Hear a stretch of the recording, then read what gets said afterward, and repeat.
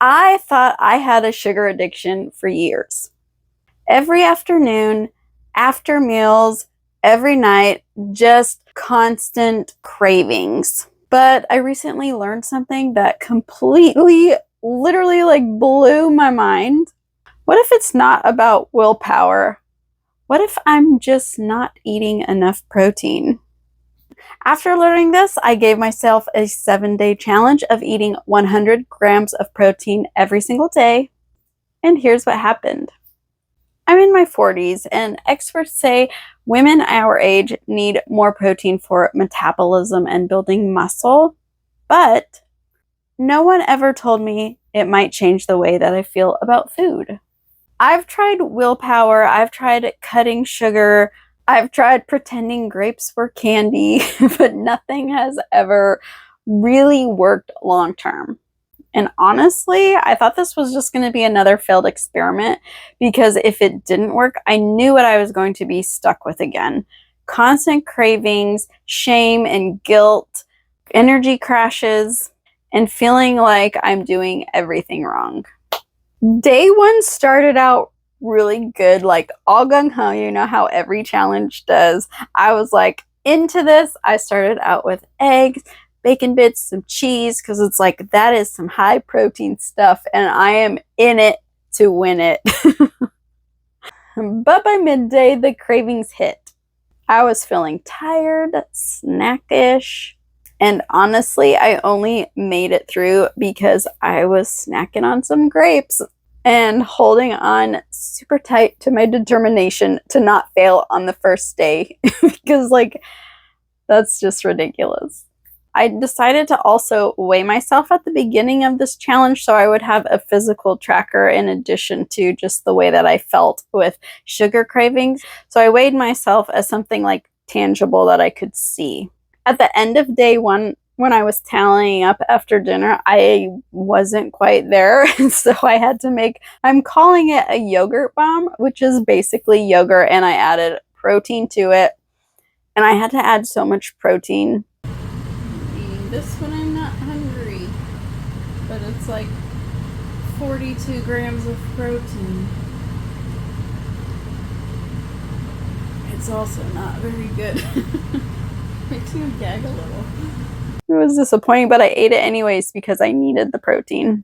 So I hit 102 grams of protein for that day. And yes, my cravings were really high that day, but I was chalking it up to this just being day number one.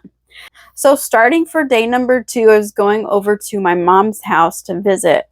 I knew being there was going to be a little bit more difficult, and it really taught me that I needed to come in with a freaking plan when I go to other people's houses or just going out. Like I ate a couple of grilled cheese sandwiches, so cheese has protein, yay. Added a slice of turkey to it, and then like had some carrots and grapes. Again, the cravings weren't really that high. I tried to add protein again at the end of this day, but during the day it was so low that I failed the mark of 100 grams of protein. I was only at 70 grams. Like, oops, my bad. Cravings were lower. I felt indulged, but I didn't feel restricted. And that was new for me. Having a day like day 2, coming into day 3, I was on fire. I'm making a protein shake today though, because I am reaching that goal, and before I have to like dump a bunch of protein and yogurt, got some water in there. Get my favorite frozen banana. Just a half of one. Is there even protein in peanut butter? There's got to be a little bit.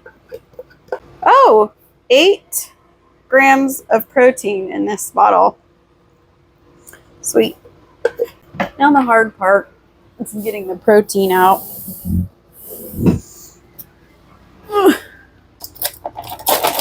I'm going to do chocolate just to mix it up because I have been using mostly of the vanilla. And this is a little bit more than a scoop. I always want to lick this. It's like, don't cut your tongue. Day 3 is when I figured out that pistachios, half a gram of pistachios have 6 grams of protein. Did you know that they were so high in protein? Like I didn't. So I, of course, started to incorporate that on day number 3. It's like a nice snack, something to do with my fingers. And it felt like, I don't know, something about like doing the pistachios, like super satisfying. My weight was where I thought it was going to be. I don't want to tell you the number because that's embarrassing, even though people want to know the number, but just not right now, okay? I was also very determined to make a healthy, delicious dinner because we have not been cooking so much at home.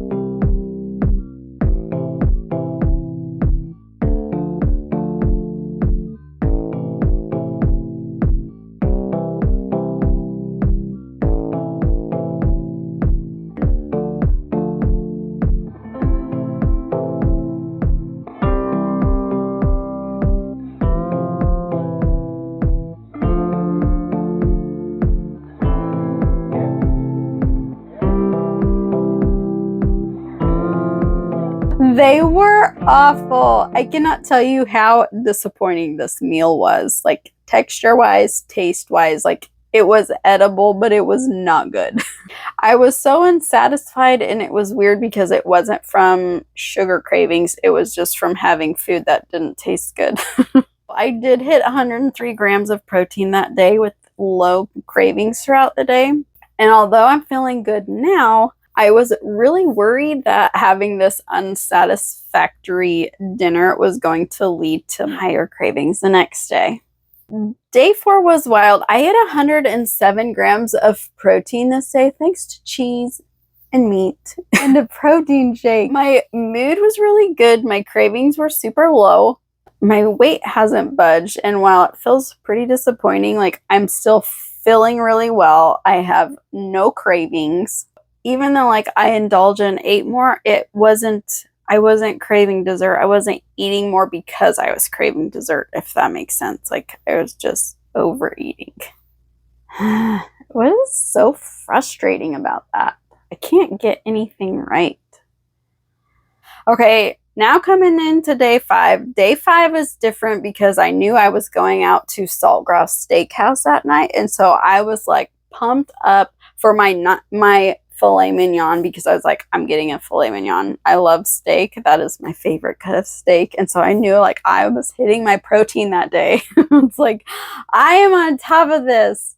Like I'm going to get it today. And it was, let me tell you, dinner was so freaking good. And having that and being like so satisfied, I wasn't even tempted for dessert at the restaurant. Like not even a little bit. Like my cravings were gone. This day was so great. I was like, this is going to be so easy, smooth sailing from here on out. Only 2 days left. But then I woke up on day number 6.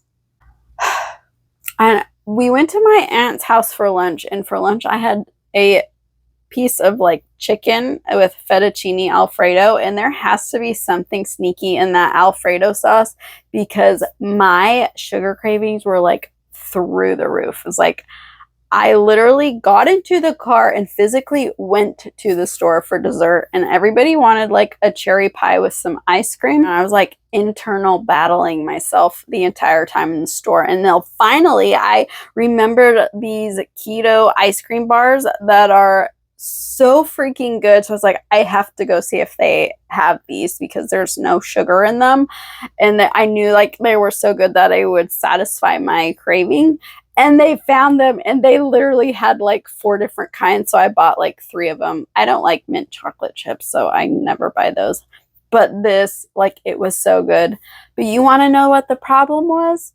I still served myself a piece of that cherry pie because everybody else was having it, and I still was just like, I want this, so I'm gonna have it. Like I was determined that I was going to have this, and I already knew I was going to be iffy on my protein intake for that day. Let me tell you, even halfway through eating that cherry pie, I was already regretting it. I was like, I don't want this, but I have already like gone this far and failed this much that I'm just gonna eat the rest of it because what's it gonna hurt? Like how dumb. Somehow I still hit around 90 grams of protein that day with the high cravings. So day 7 was actually Father's Day. I ate so much and like felt so bad from the pie the day before that I wasn't really hungry for breakfast or anything. I put collagen in my coffee, finally got some. I had run out, and so collagen gives like that little, it's like 9 grams of protein, so it's like a protein coffee that doesn't taste like those protein flavored coffees. It's disgusting. We had a sushi dinner, and it was like the crab and that kind of stuff. And while I don't know specifically if that had a lot of protein in it, like it felt like a balanced day because I wasn't indulging in dessert when everybody else had some. I was like, I don't really want any. So maybe I just needed to like have that pie and like get it out of my system. But the cravings were, I was not craving sugar that day a lot, like at all, which is kind of cool because usually once you have sugar in your system, like it's like takes a while to get it out, and it's just like constantly like in my head like, hey, come have me. Around day 4 or 5, something finally clicked. I didn't need to snack constantly, and I didn't need dessert after dinner, and I didn't feel deprived. I felt satisfied. There were moments like day 6 where I caved hard, but I wasn't fighting myself the same way anymore, and it wasn't a constant battle. This challenge showed me something I've really never understood before. Like, cravings aren't always emotional. Sometimes they're physical, and it's your body telling you that you're missing something. Don't mind me. Just making a little snack. Short people problems, am I right? So I think it's actually kind of the same thing, like when we're dehydrated, think, oh, I'm hungry, and instead of having water, which is what our body really wants, we're sitting there eating instead of like drinking more fluids. I think that I was craving sugar, but what I was actually needing was more protein.